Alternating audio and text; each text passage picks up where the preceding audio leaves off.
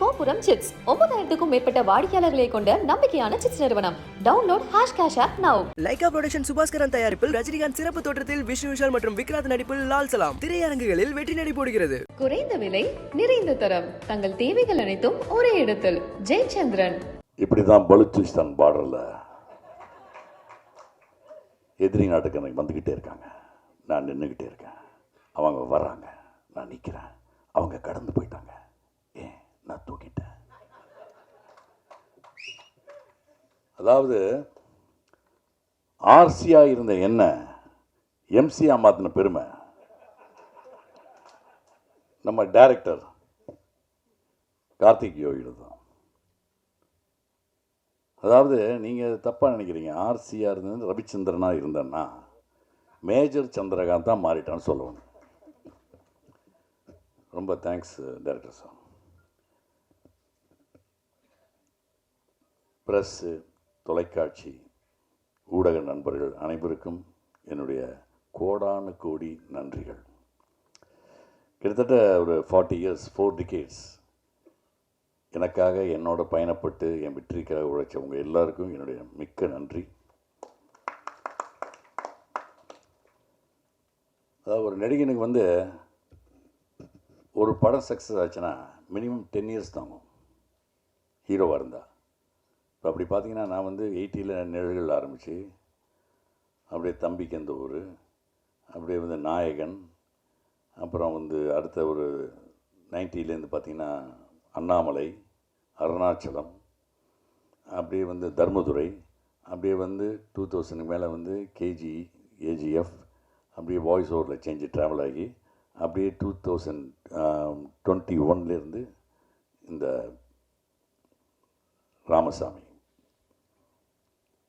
ராமசாமிக்கு ஒரு சலாம். இந்த படம் இல்லை, என்னுடைய எல்லா படங்கள்லையுமே என் கூட நடித்தவங்க எல்லாருமே இருப்பாங்க. எல்லா படங்களும் வித்தியாசமான கேரக்டர்ஸில் கண்டிப்பாக கூட ட்ராவல் பண்ணுவாங்க. ஸோ அது கண்டிப்பாக உறுதி. அதுக்கப்புறமா ஹீரோயின் அவங்க என் கூட இருப்பாங்களான்றதை நான் டைரக்டர்கிட்ட கேட்கணும். அடுத்த படத்தில் சொல்லிட்டாங்கண்ணே. சரி, அடுத்த படத்தில் அப்போது இந்த படத்தில் நானும் மேகா ஆகாஷம் தான் மறுபடியும் பண்ணுறோம். சீன்ஸ் மட்டும் கொஞ்சம் டெவலப் பண்ணி வைப்பா. ஸோ எல்லாருக்கும் ஒன் செகண்ட் நன்றி நான் சொல்லிக்கிறேன். ஆல்ரெடி டைம் இல்லை. நீங்கள் பேசுகிறதா இருந்தால் கொஸ்டின்ஸ் எதனா இருந்தால் நம்ம கொஞ்சம் ஃபியூ கொஸ்டின்ஸ் மட்டும் நம்ம இன்ட்ராக்ட் பண்ணிக்கலாம். வந்துட்டீங்களா தலைவா?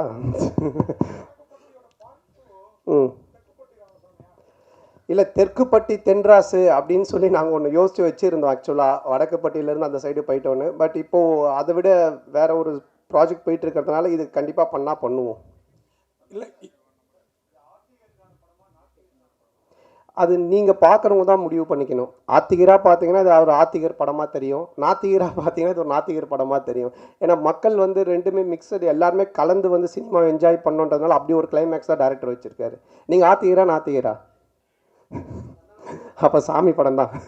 சந்தானம் சார் அதே மாதிரி ஹீரோயின் உங்கள் படம் எல்லாத்துலேயுமே பிரமாதமாக இருப்பாங்க, இந்த படத்துலையும் பிரமாதமாக இருக்காங்க. ஆனால் அவங்களோட ஒரு நல்ல ஒரு டூயட்டோ இல்லை லவ் சீனோ இல்லை. அதை இப்போ கேட்டிங்க. அடுத்த படத்தில் இந்த படத்தில் காமெடி எல்லாமே எக்ஸ்ட்ரானரி ஜனரஞ்சகமாக பிரமாதமாக இருந்தது. அந்த விஷயம் எங்களோட அந்த ஃபீலிங்கையும் புரியல. இல்லை, உங்களுக்கு இது நான் எழுதி கொடுத்து கேட்ட மாதிரியே இருக்கும். யாருன்னா பார்த்தாங்கன்னா இவன் மனசில் இருக்கிறதெல்லாம் அவன் மூலமாக கேட்குறாமலன்ட்டு. இல்லை, இப்போ கூட நான் சொல்கிறேன், இந்த காஸ்டியூமும் இந்த ஹேர் ஸ்டைலும் வேறு யாராவது போட்டு வந்தாங்கன்னா நன்னு படத்தில் வர பேய் மாதிரி தான் இருப்பாங்க. ஆனால் அவங்கள பாருங்கள் எவ்வளோ பியூட்டிஃபுல்லாக இருக்காங்கன்னு. இவங்களோட எந்த சீனுமே இல்லை தான். நான் தான் கேட்டேன் கார்த்திக்கிட்ட, இவனும் உங்களை பேர் தான் வச்சுருக்கேன், ஆனால் இந்த ரசனை வர மாட்டுது, நான் என்ன பண்ணுறது? அதனால் அடுத்த படத்தில் கண்டிப்பாக வச்சுருக்காரு. கேட்டுங்க, அவங்க கேட்குறாங்க, நான் கேட்கலைங்க.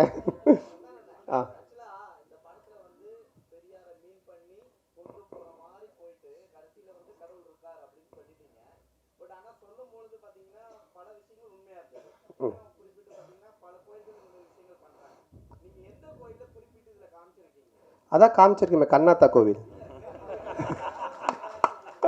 இல்லை, நீ இந்த கொஸ்டினை வேறு மாதிரி மீன் பண்ணி கொண்டு போகிற போல். அந்த மாதிரி எந்த கோவில் எதையுமே நம்ம இது பண்ணல. எந்த கோவிலாக இருந்தாலுமே அதை வச்சு கடவுளை வச்சு காசு பண்ணுறவங்க மேலே தப்பு. அதே மாதிரி அந்த கடவுள் நம்பிக்கையை வச்சு அரசியல் பிரச்சனை பண்ணுறதும் தப்பு அப்படின்றது தான் காமிச்சிருக்கோம். உனக்கு எப்படி தோணுது? கடவுள் நம்பிக்கை இருக்கிறவங்களுக்கு இருக்குது, இல்லாதவங்களுக்கு இல்லை. ஸோ அதனால் அவங்க 2 பேருக்குமே அதை பொதுவாக தான் வச்சுருக்கோம். என்னை பொறுத்த வரைக்கும் இருக்குது. நான் சாமி கும்பிட்றவன், நான் ஆன்மீகவாதி, நான் வந்து கடவுள் நம்பிக்கை உடையவன். இப்போ கூட கயிறு கட்டிட்டு இருக்கேன். அதனால் என்னை பொறுத்த வரைக்கும் இருக்குது. இல்லாட்டி நான் சூளை வச்சுட்டு நிற்கவே மாட்டேன். அதனால் ஈவே ராமசாமி நம்ம எங்கேயும் மென்ஷன் பண்ணலேண்ணே. இல்லைண்ணே, படம் பார்த்தீங்களாண்ணே? படத்தில் அந்த பையன்கிட்ட வந்துட்டு கடவுள் நம்பிக்கை இல்லைன்னு ஒன்று சொல்லுவாங்க அவங்க அம்மா. அதாவது கடவுள் இருக்காரான்னுவாங்க. நான் இவ்வளோ கஷ்டப்படுறேன், பானை செய்கிறேன், நான் எப்படி கடவுளை நம்புறதுன்னு அவன் சொல்லுவான். அதுதான் அந்த கேரக்டர் கேட்பாரு, நம்ம ஜம்புலி ஜெகன் கேட்பாங்க. இது வந்துட்டுண்ணே நம்ம வந்து இல்லைண்ணா, இப்போ வந்துட்டு நீங்கள் குப்புசாமி, கந்தசாமி என்ன பேர் வேணாலும் வைக்கலாம் நம்ம படத்தில். ராமசாமி, வடக்குப்பட்டி ராமசாமின்னு வச்சதுக்கு காரணம் என்னென்னா, டைரக்டர் வந்து கவுண்டமணி சாரோட ஃபேன், நானும் அவருடைய ஃபேன். டிக்கிலோனான்றது அவரோட டயலாக்கு. அதே மாதிரி வடக்குப்பட்டி ராமசாமின்றது கவுண்டமணி சாரோட டயலாக்கு. இதுக்கப்புறம் நானும் ஆர்யா நடிக்க போகிற படத்துக்கும் கவுண்டமணி சார் டயலாக் தான் வச்சுருக்காங்க. இதே இந்த ஒரு டயலாக் வராமல், இந்த நான் சொன்ன இந்த காரணங்கள்லாம் இல்லாமல் திடீர்னு நீங்கள் ராமசாமின்னு ஏன் வச்சிங்கன்னு கேட்டிங்கன்னா அது சரியாக இருக்கும். அண்ணா ஒரு கொஸ்டின் தான் சொன்னீங்க, 4 கொஸ்டின் கேட்டுங்கிறீங்க சார். அண்ணா இங்கே பாருங்க, அண்ணா இங்கே பாருங்க. இல்லை அண்ணா ஒரு நிமிஷம் முடிச்சார் சார். அண்ணா உங்கள் பேர் என்னண்ணே? அண்ணாதவரா? அப்போ நீங்கள் வந்து ஏடிஎம்கேல வந்துட்டு இதுவாக இருக்கீங்களா? டிஎம்கே வந்துட்டு ஏன் நீங்கள் அண்ணாதவரன் பேர் வச்சிருக்கிறீங்க அப்படின்னு கேட்டால் என்ன சொல்லுவீங்க? என்னண்ணே இதா? அடுத்த கொஸ்டின் அண்ணா, சோஷியல் மீடியாவில் வந்து சங்கின் வந்து ஒரு பெரிய ஆக்டரை சொல்லியிருந்தாங்க. அதுக்கப்புறம் நீ அந்த ஈவேரா மேட்டர் எடுத்துன்னு வந்து உங்களையும் வந்து சங்கின்னு சொன்னாங்க. அதுக்கு ஏதாவது பதில் இருக்கா உங்களுக்கு? சங்கின்றது என்னங்க? இப்போ நான் கூட 6வது இல்லை, நான் ஸ்கூல் படிக்கும்போது ஒரு பொண்ணை லவ் பண்ணியிருந்தேன். அந்த பொண்ணு பேர் சங்கீதா. நான் சங்கின்னு தான் கூப்பிடுவேன். அதுக்காக சங்கி ஆகிடுமா? என்னங்க இருக்கு? நெக்ஸ்ட் ஓகே சார், அதே டயத்தில் இப்போ ஒரு கேள்வி. இதான் இப்போ நேர்கள் ரவி சார் பேசுகிறப்போ வடக்குப்பட்டி ராமசாமிக்கு சலாம் போடுங்கன்னாரு. லால் சலாம் ரிலீஸ் ஆகிருக்கு, அடுத்த வாரத்தை நோக்கி போகிறதுனால அந்த டைலாகை யூஸ் பண்ணாரா தெரியலீங்களா? சார்கிட்ட தான் கேட்கணும் அவர் என்ன மீனிங்கில் சொன்னார் அப்படின்னு சொல்லிட்டு. ஆனால் ஏதாவது முடிச்சது லாஸ்ட் கொஸ்டினா?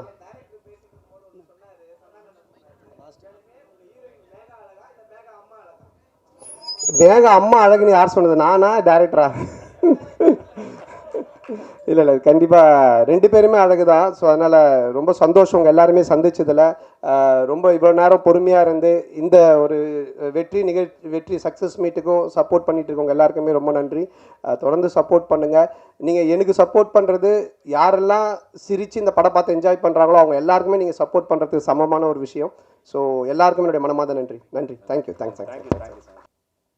அப்புறம் சந்தானம் சார், நான் ஏற்கனவே பல இடத்துல நிறையா பேசிட்டேன். அவரை பற்றி பேசுகிறதுக்கு ஒன்றும் இல்லை. இப்போ கூட அந்த கண்ணாடி போட்டிருக்கேன், அது ஸ்டைலாக இருக்கா என்னன்னு தெரியல. ஆனால் இந்த கண்ணாடிக்கு சொந்தக்காரர் சந்தானம் சார் தான். இல்லை ஒருத்தர் சொல்கிறாரு இல்லைன்னா, இப்போ நான் சொல்கிறேன் பாருங்கள், அது கரெக்டு தான் இருக்கும். இந்த கண்ணாடி நம்ம சந்தானம் சாரோட மேனேஜர் பரத்தோடது. அவர் வந்து என்ன கண்ணாடி போடுங்கண்ணா, ஸ்டைலாக இருப்பீங்க அப்படின்னு சொல்லி சொன்னாங்க. ஸோ அப்படி பாருங்கள், என்னை வந்து அழகுபடுத்தி பார்க்குறது சந்தானம் சார் மட்டும் இல்லை, அவர் கூட இருக்கவங்க கூட நான் வளரணும் அப்படின்னு சொல்லி நினைக்கிறாங்க. பரத், மிக்க நன்றி. சந்தானம் சார் சார்பாக நன்றி. ஏன்னா சும்மா ஏதோ மேடைக்காக வந்து நம்ம பொய் புழுவி பந்தாவா அப்படின்னு சொல்லி பேசிட்டு போகக்கூடாது. உண்மை என்னவோ அதை பேசிட்டு போக வேண்டியதுதான். ஏன்னா ஆடியோ ரிலீஸ் ஃபங்க்ஷனில் கூட சில பேர் என்கிட்ட சொன்னாங்க, என்னங்க சந்தானம் சார் உங்களை இந்த கலாச்சார், இதுதாங்க உண்மையான நட்பு. சும்மா மேடைக்காக சார் வந்து அவர் நல்லவர் வல்லவர் அப்படின்லாம் சொல்லாமல் உண்மை என்னவோ அதை வந்து ஓப்பனாக சொல்லிட்டு போகிறாரு. அப்படி அவர் உண்மையாக பேசுனதால தான் இன்றைக்கி வந்து அவர் இந்த இடத்துல நல்ல ஒரு ஸ்ட்ராங்கான இடத்துல இருக்கார். அதுவும் இல்லாமல் அவர் இந்த மாதிரிலாம் ஒரு நல்ல குணமெல்லாம் இருக்கும் அப்படின்னு தெரிஞ்சதுனால தான் அவரோட அம்மா அப்பா அப்போவே அவரோட குணம் என்னன்றது அவங்க அம்மா அப்பா வளர்ந்ததுக்கப்புறம் தான் தெரியும். ஆனால் தன்னோட பையன் அவர் கண்டிப்பாக மற்றவர்களுக்கு ஒரு உதவும் மனப்பான்மையில் தான் இருப்பார் அப்படின்றது தெரிஞ்சதெல்லாம் வாசனை உள்ள அந்த சந்தானத்தோட பேரே வச்சுருக்காருன்னு நினைக்கிறேன். சந்தானத்தை பெற்றெடுத்த தாய் தந்தையருக்கு இந்த நேரத்தில் என் மனப்பூர்வமான நன்றியை தெரிவித்துக் கொள்கிறேன். அப்புறம் ஹீரோயின், நான் பொதுவாகவே ஹீரோயின்ட்டெல்லாம் அவ்வளோவா பேச மாட்டேன். ஆனால் அவங்க அவ்வளோ பெரிய ஆடியோ ரிலீஸ் ஃபங்க்ஷனில் சொன்னாங்க, சார் நான் உங்கள் கூட ஒரு செல்ஃபி எடுக்கணும் அப்படின்னு சொன்னாங்க. அது என்னால் மறக்கவே முடியல. ஏன்னா அவங்க அந்த என் தலைவன் எஸ்டிஆர் அவர்கள் கூட நடித்தவங்க, தனுஷ் சார் கூட நடித்தவங்க, இன்றைக்கி என் நண்பர் சந்தானம் கூட நடித்தவங்க. அவங்க என்னை பார்த்து இந்த ஒரு வார்த்தை சொன்னாங்க. அது வந்து கண்டிப்பாக கல்வெட்டில் எழுதி வச்சுட்டு நான் பக்கத்திலே உட்காந்துப்பேன். இன்னைக்கு அவ்வளோ அழகாக கருப்பு ட்ரெஸ்ஸில் வந்திருக்காங்க, பிளாக் ரோஸ். உங்களுக்கு என் மனமார்ந்த வாழ்த்துக்கள், நன்றி. நான் ஒரு படம் அந்த படத்தோட பேர் சொல்ல வேணாம். அந்த படத்தோட இயக்குனர் எனக்கு ஃபோன் பண்ணி இந்த மாதிரி உங்களை வந்து அந்த படத்தில் கமிட் பண்ணணும் அப்படின்னு சொல்லி சத்தியமாக தாயின் மீதானே சொன்னாங்க. இந்த மாதிரி அந்த ஹீரோயின் வந்து நான் படத்துக்கு கமிட் பண்ணுங்க, அவங்க கேரக்டர்லாம் எப்படி என்னன்னு கேட்டாங்க. அப்போ நான் சொன்னேன், இந்த மாதிரி அவங்களோட காம்பினேஷனில் நான் நடிக்கல, ஆனால் ஷூட்டிங் ஸ்பாட்டில் பார்ப்பேன், எப்போவுமே அவங்களுக்கு பாதுகாப்பாக அவங்க அம்மா பக்கத்துலேயே தான் நிற்பாங்க அப்படின்னு சொன்னேன். அது மட்டும்தான் சொன்னேன், மற்றபடி எதுவும் நான் அவங்க கூட காம்பினேஷன் நடிக்காதனால தெரியல. ஆனால் ரொம்ப சைலண்ட்டாக ஃபோன் நோண்டிட்டு அவங்க பாட்டுக்கு ஒரு ஓரமாக இருந்தாங்க. கண்டிப்பாக அவங்க அந்த டேரக்டர் ஃபோன் பண்ணும்போது என் பேரை சொல்லி தான் பண்ணுவார். அதை நான் இப்போ அந்த எந்த டேரக்டர்னு சொல்லிடுவேன், அது வேறு விதமாக நீங்கள் கொண்டு போயிடுவீங்க. மற்றபடி சேஷு, எம்எஸ் பாஸ்கர் சார், அனைவருக்கும் என் மனமார்ந்த நன்றி. எடிட்டர்ஸ் உள்ளவங்க எல்லாருக்கும் நன்றி.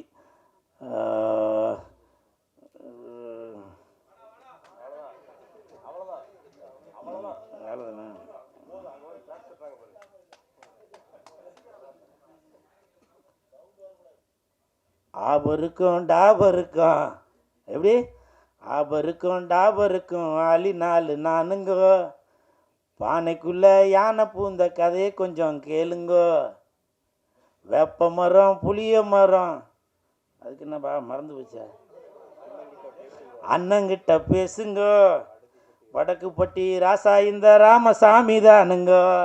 நன்றி நன்றி நன்றி. நல்ல வேலைப்பா, விசில் அடித்து கை தேடிட்டீங்க, நன்றி. எடிட்டர் சிவனந்தேஸ்வரன், அவர் வந்து அசப்பில் பார்க்குறதுக்கு என்னோடய நண்பர் அருண் அலெக்சாண்டர் மாதிரி இருப்பார். அவர் தவறிட்டார், அவர் ரொம்ப க்ளோஸான ஃப்ரெண்டு. அந்த அளவுக்கு அசப்பில் இருக்கிற ஒரு ஆள். ஒர்க்காக வந்து பார்த்திங்கன்னா எக்ஸ்ட்ராடினரியான ஒர்க்கு. ஏன்னா தீரன் படம் பார்த்துருப்பீங்க, அப்படியே கரெக்டாக கிறிஸ்பாக வெட்டியிருப்பார். இந்த படத்தில் என்ன லேகுன்றதை எனக்கு கண்டுபிடிச்சார். தலைவர் இது போதும் தலைவர், இது போதும் தலைவர், இவ்வளோ போதும், இதுக்கு மேலே இது வேண்டாம். ஏன்னா அந்த டெலிட்டட் சீன் கூட பார்த்துருப்பீங்க, கூல் சுரேஷை புதைக்கிறது பயங்கர எஃபர்ட் போட்டு எடுத்தோம், ஆனால் அதை வெட்டிட்டாங்க.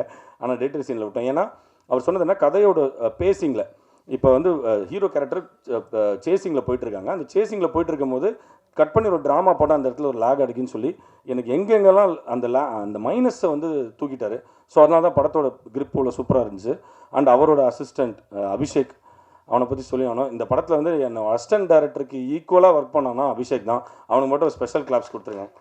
ஏன்னா இன்றைக்கி வரைக்கும் எந்த அவுட்டு கேட்டாலும் நான் என்ன பண்ணாலும் தூங்காமல் கொள்ளாமல் என் ஸ்பாட் எடிட்டராக ஒர்க் பண்ணி இன்றைக்கி வரைக்கும் அவன் வந்து இவ்வளோ தூரம் ஒர்க் பண்ணி இங்கே வரைக்கும் உட்காந்து நின்றுட்டுருக்கான். அவனுக்கு ஒரு பெரிய தேங்க்ஸ்.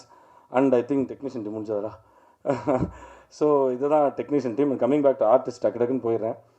ஃபஸ்ட்டு என் நண்பன் ஆரம்பித்ததுலேருந்து ஃபஸ்ட்டு அவன் வந்து அந்த அரக்கிராஃப்ட் வெட்டிட்டு ஒரு லைட்டாக ஒரு இந்த கேரக்டர் வந்து பார்த்திங்கன்னா பைத்தியம் கிடையாது. இந்த படத்தில் பல பைத்தியங்கள் இருக்காங்க. அரை பைத்தியம், கால் பைத்தியம், முக்கால் பைத்தியம், முழு பைத்தியம், அந்த மாதிரி நிறைய பைத்தியம் இருக்காங்க. இந்த கேரக்டர் வந்து அப்படி கிடையாது. ஒரு குழந்தை வடிவத்தில் இருக்கிற ஒரு குரூரமான எண்ணம் கொண்டவன். அந்த கூல் சுரேஷை முட்டியில் வச்சு இடிக்கும் போதே தெரியும். ஸோ அந்த கிராப்பை வெட்டிட்டு ஒரு 3 வாரம் ரிவ்யூ பண்ண முடியாமல் தவிப்புக்கெலாம் நான் பார்த்துருக்கேன். ஸோ ரொம்ப நன்றி நண்பா. அடுத்து ஜாக்லின் சூப்பர் ஜாக்லின், ஒன்றும் பிரச்சனை இல்லை, ஃபார்மலாக ஒன்றும் பிரச்சனை இல்லை, உட்காருங்க. ஸோ வந்து ஜாக்லின் ஒரு நண்பர் மூலமாக தான் பழக்கம். அவங்க வந்து ஹீரோயினெல்லாம் பண்ணியிருக்காங்க. என்னோட பேர் யாருன்னு சொல்லிட்டு கேட்டாங்க. கூல் சுரேஷ் பிரசாந்த் அப்படின்னு சொன்னோடனே, பிரசாந்த் யாருன்னு அவங்களுக்கு தெரியல, கூல் சுரேஷ் யாருன்னு தெரியும்னு நினைக்கிறேன். 2 பேர் ஃபோட்டோ பார்த்தாங்க. சரி பார்த்துட்டு ஒரு 2-3 மணி நேரம் ஃபோனே வரல. சரி அதுக்கப்புறம் வந்து சரி ஓகே இவங்களாம் தான் ஜோடிகளா அப்படின்னு சொல்லிட்டு ஓகே சொல்லிட்டு இவ்வளோ தூரம் பண்ணி கொடுத்தாங்க. தேங்க்யூ. அண்ட் கூல் சுரேஷ் தலைவா, தெரிஞ்சிட்டிங்கன்னு நம்புகிறோம். தயவுசெய்து அண்ணனோட அப்பா அம்மா பற்றிலாம் நானே பேசினது கிடையாது. அவரோட ஆசிரியர் ஒருத்தர் வந்து அண்ணனோட ஆசிரியர் வந்து வெற்றி தேட்டர் வாசலில் வந்து பயங்கரமாக பேசியிருந்தார். அந்த இதெல்லாம் நான் அமிச்சேன் அவருக்கு. அந்த ஆசிரியரையே தாண்டி எங்கேயோ போயிட்டீங்க நீங்கள். சந்தானம் சின்ன பையனாக இருக்கும் போது சுட்டி பையன் சந்தானம் என் கையை பிடித்து நடக்கும்போதெல்லாம் பேசிகிட்டு இருந்தார். அதை தாண்டி போயிட்டீங்க தலைவா நீங்கள். எப்பா முடியல. ஸோ நன்றி. இனிமேல் தேட்டர் வாசலில் போய் கத்த மாட்டேங்கன்னு நினைக்கிறேன். தேங்க்யூ. அண்ட் ரவிமேரியா சார், அவர் வந்து ஒரு டேரக்டர். அந்த எஸ்.ஜே. சூர்யா சார் அசிஸ்டண்டாக இருந்த கதையை வந்து எனக்கு தெரிஞ்சு ஒரு 25 இன்டர்வியூவில் சொல்லிட்டாரு. இது 26வது ரெஜிஸ்டர். ஆனால் பக்காவாக ரெஜிஸ்டர் பண்ணுறாரு நிறைய விஷயங்களை.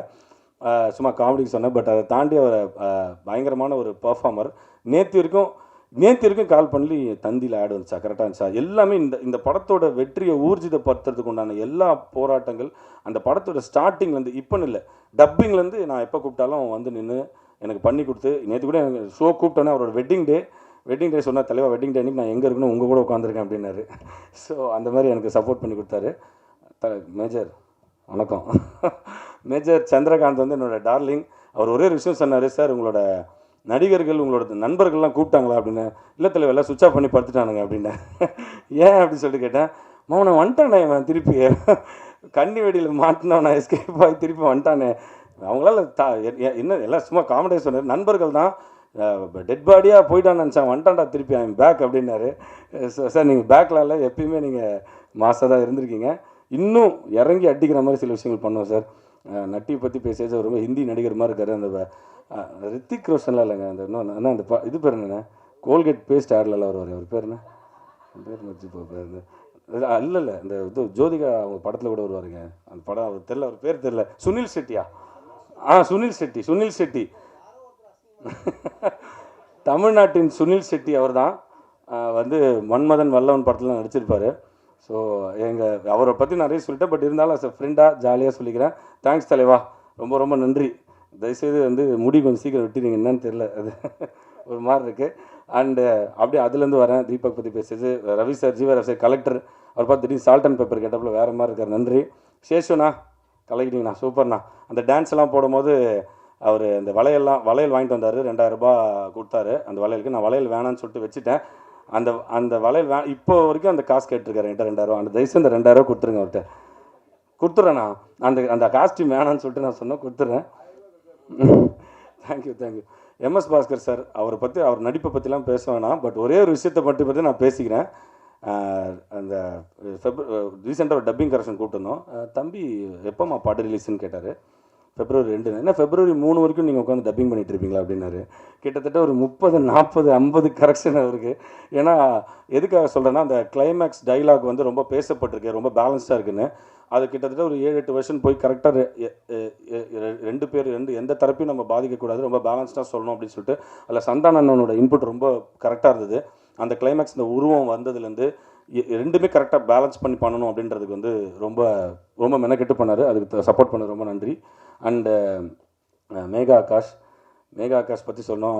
அவங்க பற்றி என்னது சொல்கிறதுன்னு தெரியல. மேகா ஆகாஷோட அவங்க அம்மா அழகாக இருக்காங்கன்னு சந்தானண்ணன் சொல்லுவார் அடிக்கடி. அவங்க வந்து அந்த அளவுக்கு சொல்கிறது ரொம்ப டெடிக்கேட்டடான ஆர்டிஸ்ட். அவங்க அம்மாவும் இந்த படத்தில் நடிச்சிருக்காங்க, நீங்கள் பார்த்தா தெரிஞ்சிருக்கோம். அவங்க அம்மாவே நடிச்சிருப்பாங்க. ஸோ மேகா ஆகாஷ் வந்து சச் க்யூட் ஸ்வீட், என்ன வேணால் சொல்லிக்கலாம். ஒரே ஒரு விஷயம் சொன்னாங்க, இந்த மாதிரி வந்து Karthik thanks for giving me கையல் அப்படின்னு சொல்கிற ரொம்ப எமோஷனலாக பேசிவிட்டு உங்கள் எல்லா படத்துலையும் நான் இருக்கணும்னு சொன்னாங்க. அந்த நீங்கள் வந்து ஓகே சொன்னதுக்கு எனக்கு ரொம்ப நன்றி. நீங்கள் சொல்லனால நான் உங்களை கூப்பிட்டு லாக் பண்ணிடுவோம் உங்களை. ஸோ நன்றி. பிரசாந்த் ஒரு பக்கம் அவரும் பிரசாந்த் அவரும் ஒரு ப்ரொமோஷன் பார்ட்னர் ரியா சிடிசி. அண்ட் கடைசியாக வந்தார் விநாயக் மகாதேவன், எங்கள் சுரேஷ் சந்திரா அண்ணன், எங்கள் ஒரு தலைவர் சுரேஷ் சந்திரா, அவருக்கு ரொம்ப நன்றி. இன்றைக்கும் சொல்கிறேன், நான் அவருக்கு ஒரு 50,000 ரூபா கடன் கொடுக்கணும், அது வந்து வாங்கவே மாட்டுறாரு. சவாரின்னு ஒரு படத்துக்கு வந்து என் ஃப்ரெண்டு தான் ப்ரொடியூஸ் பண்ணான், அதில் அந்த படத்தில் அசோசியேட்டாக ஒர்க் பண்ணேன். அந்த படத்துக்கு ஃப்ரீயாக எங்களுக்கு பண்ணி கொடுத்தாரு. அதுக்கப்புறம் நான் எவ்வளோ வாட்டி கேட்டுட்டேன், அந்த 50,000 ரூபா வாங்கிக்கணும், இன்றைக்கி வரைக்கும் வாங்க மாட்டுறாரு. அது ஜிபே தான் பண்ணி விடணும்னு நினைக்கிறேன். ஸோ இன்றைக்கி வரைக்கும் சப்போர்ட் பண்ணுற அவர் நாசர் சங் டார்லிங் சார், அங்கே பாருங்கள் சைலண்ட்டாக மொபைல் ஏதோ போட்டிருக்காரு பாருங்கள். அவர் வந்து கேட்டேன், சார் உங்கள் ஹேர் ஸ்டைல் இது வரைக்கும் மாறவே இல்லையே, ஏன் சார் என்ன சார் இந்த கட்டிங் வச்சுருக்கீங்க அப்படின்னு. என்றைக்குமே யூத்துமா அப்படின்னாரு. இப்போ 14ஆம் தேதி வச்சுக்கலாமா அப்படின்னு சொல்லிட்டு கேட்டேன் சக்ஸஸ் மட்டும். இல்லைம்மா வேலண்டைன்ஸ் டே நான் பிஸிமா அப்படின்ட்டார். ஸோ அந்த அளவுக்கு இன்னும் இளமையை உணர்ந்து கொண்டிருக்கும் நாசர் சாருக்கு நன்றி. Thanks a lot every one. கடைசியாக தேங்க்ஸ் சொல்லிக்கிறது ப்ரெஸ். இதே தேட்டரில் இங்கே நானும் அண்ணனும் நின்றுட்டு இருக்கும்போது உங்களோட முகங்கள்லாம் பார்த்தோம். தலைவாக நல்ல படம் கொடுத்துருவீங்களா அண்ணன்ட்ட கேட்டீங்க.